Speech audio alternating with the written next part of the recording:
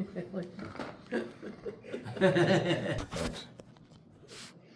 Okay.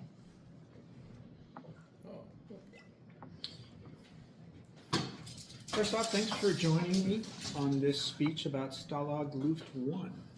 Stalag Luft 1 was opened in Germany in 1942 to be a POW camp. Stalag, which translates to main camp, and Luft because it was ran by the Luftwaffe, which was a certain section of the German military.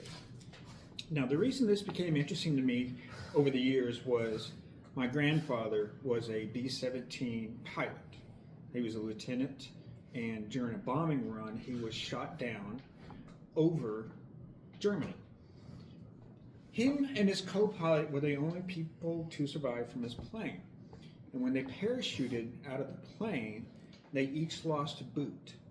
Now, what they did was once they landed, they each kept swapping boots so that they wouldn't get frostbite because they were in snow. And eventually they were captured in a German farmhouse, and they went through the typical interrogation and then eventually went to Stalag Luft 1.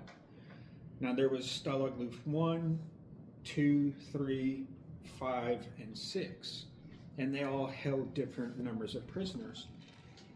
Stalag Luft 1 at one point held 8,462 prisoners. 7,260 of those were Americans, and the rest were various people of RAF and other regiments that were assisting in World War II. So, what was it like in Stalag Luft 1? Well, for one, the barracks were hastily constructed. They didn't have insulation, they were on stilts, and so they were constantly cold.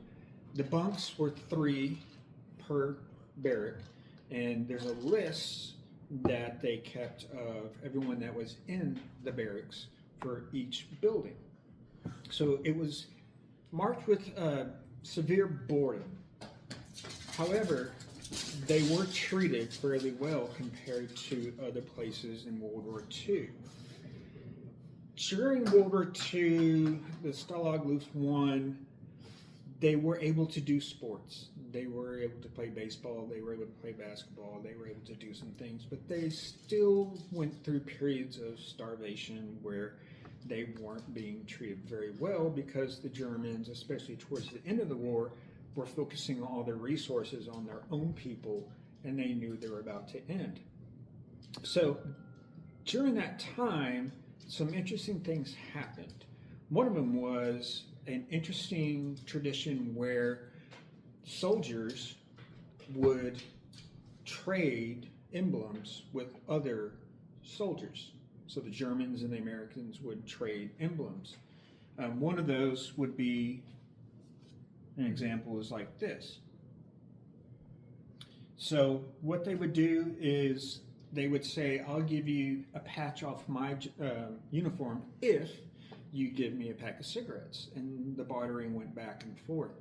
And so there's lots of these emblems that we have collected over the years.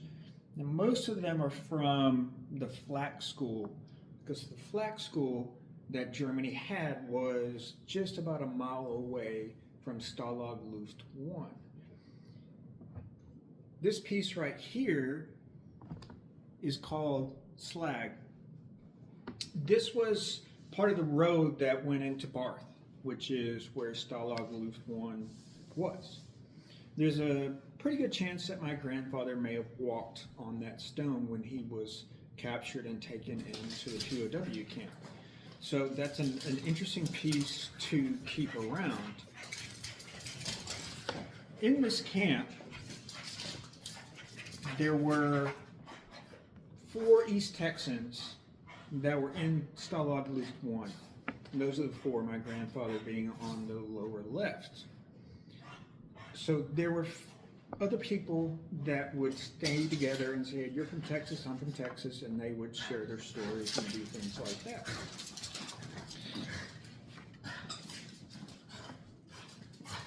An interesting article, letter is written from somebody that was in the camp with my grandfather, Basically, it says, since I was just been repatriated from Germany, I know that you'd be interested to know the news of your husband. He was with me in Stalag Luft 1, Barth, Germany, where I spent approximately 18 months of my internment, leaving in mid-July.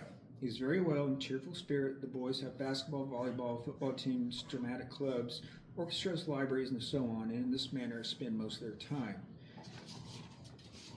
They wrote a lot of letters and they took time to get back to the United States, but they would still write them because they didn't have a lot of time to do things, so they would write letters. So that was interesting. My grandfather spent 15 months in Stalag Luft 1. At the end, when the Russians came and liberated Stalag Luft 1, and there's a slide that says the Ruskies are coming, they were very apprehensive about how to feel about that. They were very happy that they had been liberated, but they also didn't trust the Russians. So the Colonel Zimsky actually said, we're staying here. We're not leaving until Allied forces get here. So they stayed there and they came up with their own system of governance because the German soldiers had decided that they will vacate and leave because the Russians were there, and they all decided, how about we don't just shoot each other up and you leave? And so they left. So they had to figure out what to do on their own.